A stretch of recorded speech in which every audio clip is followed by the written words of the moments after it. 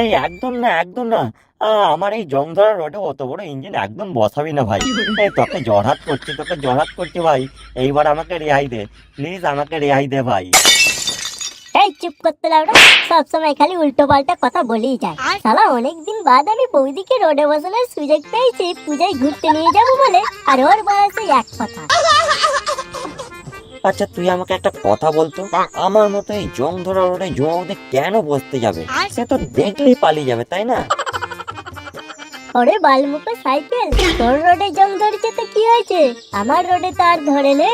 আমার রোড যে পরিষ্কার ঝকঝকে চকচকে, আর সেই জন্যই তো ঝুমা বৌদি আসবে তাড়াতাড়ি ছুটে ছুটে। আর যদি না বসে তখন তুই কি করবি? ধর পারা, নদীর কথা নদীতে লাথি মেরে ফেলে দিলা ওরা।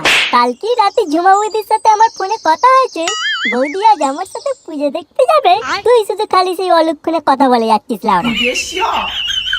সালা শেষ জীবনটা এমন এক বৌদিবাজ ফাঁক বয়ের হাতে এসে পড়লাম, মনে হয় আমার শেষ জীবনটা গাঁড় মেরে ছাড়বে।